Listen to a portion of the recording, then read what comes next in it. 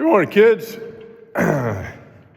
It is about 11:45 a.m. on Sunday, December 21st. I am obviously in the barn, currently on the elliptical. I came out here and threw in my earbuds, went on YouTube, and I joined Elevation Worship, Elevation Church, for their live streaming. You could watch it live on YouTube because they're based out of North Carolina. So I got to watch them live. And man, what a sermon. What a sermon. It's the same church where I saw that concert for in October with a couple of my friends from California and Massachusetts who came to see that concert with me. So I listened to a lot of their band's music. Today's sermon, today's message, in a nutshell, is about plans. And for a long time, I know I tried to plan things. Heck, I'm a project manager. It's my job to plan things. And I tried to plan out the perfect life, perfect marriage, perfect house, perfect family. And it turned out God had a different plan. Your mom had a different plan. All sorts of people had a different plan. My plan went to hell, went to shit. Sorry to cuss. My plan did not meet first contact with the enemy. It got blown apart. And I struggled with that, obviously.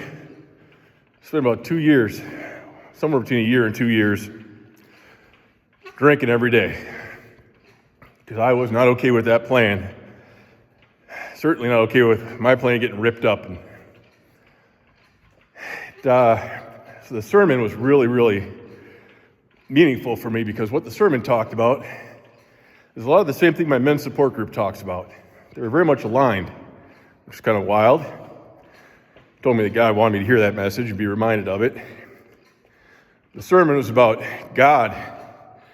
God has a plan because He is all-powerful. He's certainly powerful enough to create life on earth, create me, to perform miracles. He's more powerful than any force I know of. So God is the one who has a plan. And His plan sees a lot bigger picture than I do. He can see everybody else's lives.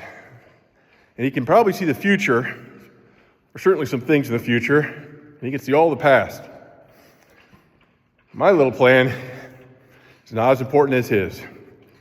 So I'm guessing He's making a plan with the whole universe in mind and every other human being in mind. Why is my plan more important than all those other plans? Or more importantly, why is my plan more important than His plan? Because I trust that He knows better than I do. So my job is not to make a plan. That's God's job. God is the planner. My job is to hold on to God. God holds the plan. I hold on to God. And then everything works out all right. So that was kind of the point of the sermon. And wow, did that connect with me today. So I had no idea. If you'd asked me 3 years ago, 4 years ago, is it part of the plan for you to get divorced, Ryan? I'd have said, heck no. Nope, me and Angela, we'll figure it out. We'll go to therapy, couple counseling. I'll make whatever changes I got to make. We'll figure it out. Well, that wasn't part of God's plan. If you asked me 2 years ago, 1 year ago, is it God's plan for Ryan to stop drinking? Find God? I said, I'm 43. I ain't found God yet. I ain't never going to find Him. I can't go a day without drinking now. I ain't never going to go a week or a month or a lifetime. I need that alcohol to help me cry out my feelings, to help me sleep at night. Well, that was a bunch of baloney. God had a different plan. If you'd asked me 3-4 months ago, is Ryan going to end up down in Winnebago at Bravo Zulu House running the dang place? I said, I'd have laughed. I said, heck no. I want to give Bravo Zulu House $10 a month to help them out. I want to be as close to my kids as possible. And right now that's in St. Paul. Well, God had a different plan. So I've been pretty much certainly this past year since I found God, just rolling with his plan. And every morning praying, all right, God, here I am. What can I do to help you out today?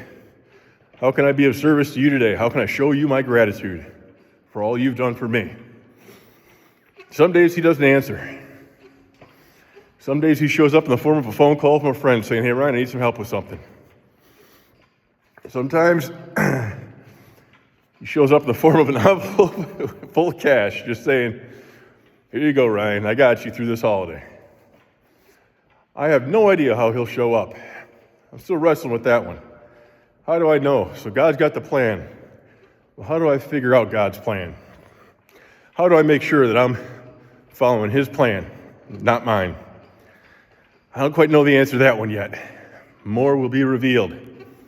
Still working on that one. Still doing a lot of prayer and meditating on that one. This morning was a great sermon. And it also just had me thinking, Finnegan, when you led us out in prayer on Friday, at the end of our time together, I tell you, I've been praying and listening to people pray every day for the last year. That, Finnegan, was one of the most beautiful prayers I've ever heard in my life.